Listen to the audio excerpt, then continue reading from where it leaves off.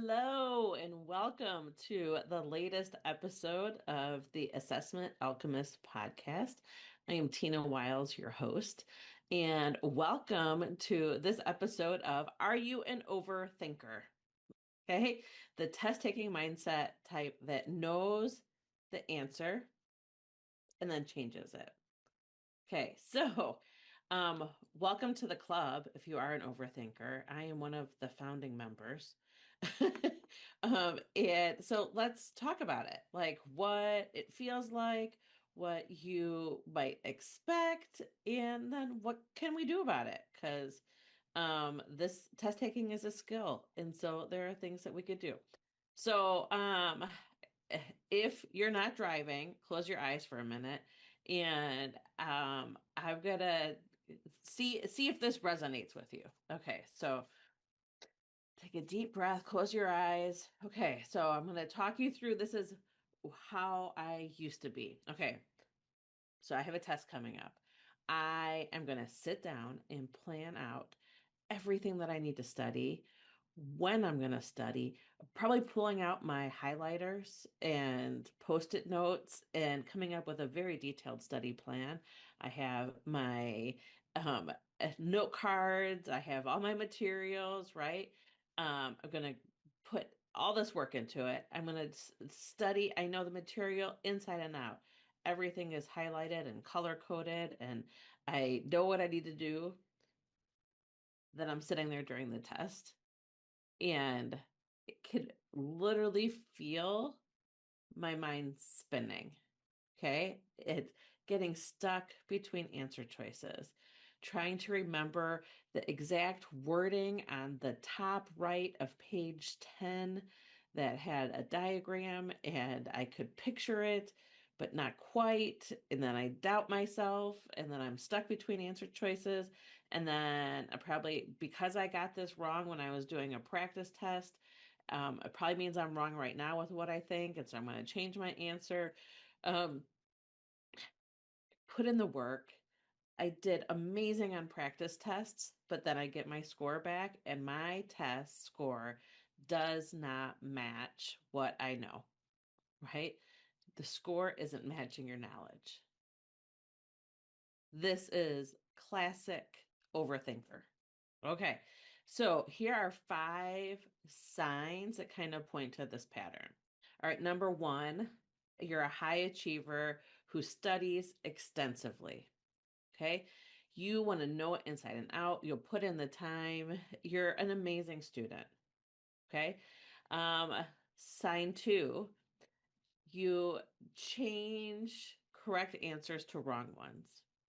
So it happens multiple times. You get a test back, you look at the answers you got wrong, and you're like, ah, the right answer was B, and I had that, and I changed it to A. So changing answer choices right, from right ones to wrong ones, classic overthinker. Okay, um, you get stuck. Step 3, you get stuck on hard questions instead of moving on. You might have the thought of, I know if I just spend a little bit longer on this problem, I'll know I'll be able to figure it out. You might not even realize that that's what you're thinking, but you get so intense on a problem that you forget that there are other problems that are worth the same amount of points and might be easier for you. Okay. Um, Step 4, you score lower on actual tests than you do on practice tests. A perfect example of this might be in high school. If you were stuck, or college, if you're stuck between, like, maybe you're like, okay, I have like a high B, and if I get this score on my final, and I know that I can raise it up to an A, or maybe I'm at a low A and I know I need to keep this score on the final in order to get the grade that I want, but that final always pulls your score down. Okay. Another classic overthinker sign. And then the 5th one is you're exhausted when you get to the test before the test has even started. And it's because you've spent every single second you could preparing for the test before you walk in to sit down and actually take the test. So these 5 things all share one thing in common, right? You know the material, but you don't trust yourself in the moment. Okay. So you know it, you're prepared, you're so capable, like, and it doesn't make sense to you why this is happening. Okay. And it's because you're trying to think your way out of the problem. And it's not a thinking thing, it's a trust thing. Okay. So you don't need a different fix for each one of these things, right? They all have one root problem, that trust. And so let me go through 3 ways that you can help develop skills, okay, to help yourself out of overthinking while you're taking a test. Okay, so the first skill we're going to talk about is learning to trust your gut. Okay. And it sounds so simple. And I know you've heard this before. Just trust your gut, right? Okay. The reason that we say trust your gut is because there is actual science behind it. It has to do with the vagus nerve. And it's basically your gut sends information to your brain. Okay. So it's like 90% of the information is on the vagus nerve is actually going from your gut to your brain instead of vice versa. Okay. So why or what this means is that our body can actually process information a lot faster than our minds can. Okay, our bodies can process faster than your mind can analyze it. So here's a perfect example. um we process a lot of what we're exposed to on a subconscious level, and one of the things that we are processing all of the time and don't even realize it is we're processing what the temperature is. So, this is one of those things that we feel the temperature all of the time, but you don't think about the temperature until you're too hot or you're too cold. Okay. So, then that's when our body is like, okay, you do something because I'm too hot or too cold. Right. So, um when like some ways that you could learn to trust your gut is when you're stuck between answer choices, you most likely already know what the answer is, but you just don't trust it. Okay. So to one way to bring yourself out of the overthinking is to start off by, when you realize it, right, like pull yourself out of it for a second, reread the question slowly and with attention. You're asking yourself, what is this question asking me? Okay. So once you have what the question is asking, then I want you to take one slow, deep breath. And I'm going to talk through what we're going to do, and then we're going to do a couple of them. So we're going to take a slow, deep breath in through our nose. Okay. And you're going to breathe deeply so that you're actually like, think about you're trying to actually like fill your belly with air. Okay. So we're going to take a slow deep breath in. We're going to hold it for a count of 3, and then you're going to exhale slowly through your nose. And I want you to think about the temperature of the air while you inhale and while you exhale, right? And you're going to notice a difference in the temperature. Okay. So we're going to take a inhale through your nose. Remember, expand all the way into your tummy. Hold for 3 seconds. And then exhale slowly through your nose, feeling the temperature difference. Okay. So after you take this slow, deep breath, inhale, exhale, then I actually want you to say 3, 2, 1, choose an answer, flag it if you want to come back and look at it later, and move on. Okay. The 3, 2, 1 is an off take of Mel Robbins' 5-second rule. But it's, if you can do like 3, 2, 1, like a countdown, take the action and then move on, it's actually going to help you get moving through the test instead of being stuck between those 2 answer choices. Okay. If you have time to come back and double check your answer, that's all you're doing, is you're just double checking what you have. Okay. If you're thinking, oh, I'm going to change it. Okay. if you're, if basically, if you think to yourself, I don't think I'm right, I'm going to change it, leave it alone. If you know you're wrong, okay, so it's a concrete reason that you're changing your answer, go ahead and change it. But I just want your decision to change the answer be on a concrete reason versus a confidence issue of, I don't think I'm right, so I'm going to change it. Okay. Trust the work and the study that you've done.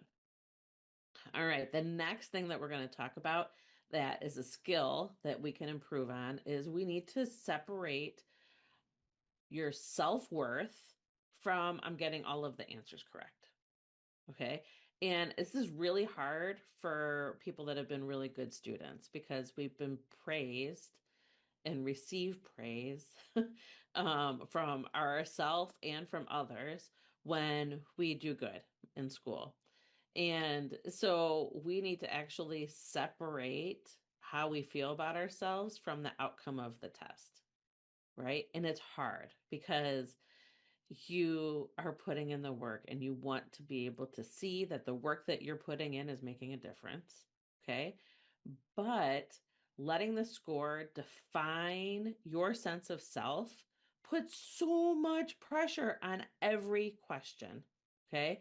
And that pressure is what creates the spinning. So it's basically you just need to talk to yourself, know that you are smart and capable and not a reflection of what the outcome of the test is, and other things kind of help will like fill in, I don't know if I'm saying it the right way, fill in the gaps, make you feel better. There was research was done on a neurological signal called a ERN, the error related negativity. And in an experiment that was published in Psychology Today, they actually showed that participants in the study that were given a self worth activity before they did tasks, and like a high pressure tasks, the people that did the self worth work actually performed better on the tasks, and they were able to learn more quickly from errors that they made than the people that didn't do the self worth tasks or the work. Okay, self worth work. So basically, grounding who you are before you take the test will help with pressure that you might feel. So before the test, you can repeat to yourself 3 times with conviction. Something wonderful is happening today. My body and mind are full of energy. Something wonderful is happening today. My body and mind are full of energy. Something wonderful is happening today. My body and mind are full of energy. During the test, if you're feeling stress, what you want to repeat to yourself 3 times silently is, my mind is an open channel of wisdom, think clearly step by step. My mind is an open channel of wisdom, think clearly step by step. My mind is an open channel of wisdom, think clearly step by step. Okay. These actually were words of wisdom that my grandmother used to put in my father's lunch when he would have exams. So it's a little bit of my family history to you to see if this helps. The reason that these phrases can help is they're not just feel good phrases, they're actually interrupting the pattern of you overthinking and basically sending signals to your brain, letting you know that your nervous system is like letting your nervous system know I'm safe and I'm confident and I'm calm and I'm ready to kick some butt. All right. All right. Then the third thing that you could do to stop yourself from overthinking is we need to interrupt it in the moment, not after the test, right? If you walk out of the test and you're starting to realize where you overthink or overthought during the test, it doesn't help. Okay. So there's actually called the thought stopping technique. Okay. But you're actually going to say stop to yourself. Okay. You could hold up your hand like a stop sign. You could picture a stop sign, but when you catch yourself overthinking, you actually say stop. Okay. I saw once too that you could like think about it as like a remote where you're like hitting pause. Okay. Like basically, you want to stop your brain. Um, you're rereading the same question, you're frozen and you can't move forward, your mind is spinning, any of those, stop. Okay. Then you want to do something physical. So stretch your arms, roll your neck, wiggle your toes. Doesn't matter what you're doing, but moving is going to stop that mental loop. Then you're going to take a deep breath and say a go phrase for yourself. Basically, like you're trying to create momentum. So whether it's think clearly step by step, I've got this, like I'm all in, like whatever your phrase is, come up with a phrase that's going to help you actually take action. And what you're doing is you're actively stopping the spiral that can happen with overthinking. So you want to bring yourself into the present moment, which is what this is intended to do, because that is where you need to be in order to answer the question that's in front of you and move on to the next question. So congratulations, you've already done the hard part because you've realized that this is an issue for you, and now you actually have some tools that can help. Okay, so it's about trust and trusting yourself, and that is the fastest way to interrupt the overthinking. um Again, I get it. This is I fall into this camp as well. And just like you can learn information for a test, you can learn how to stop your overthinking. So you put in the work, do it, go like kick some butt on that test. I'm proud of you, and I know you've got this. And if you want some more information or you're trying to figure out other ways to get over the overthinking, check out my tutor, my the number 2tor.com. And there's a quiz that you could take there and some information that can help you even more get ready for your test. Thanks and have a great day. I appreciate you for joining me on this episode of The Assessment Alchemist, and I'll see you soon.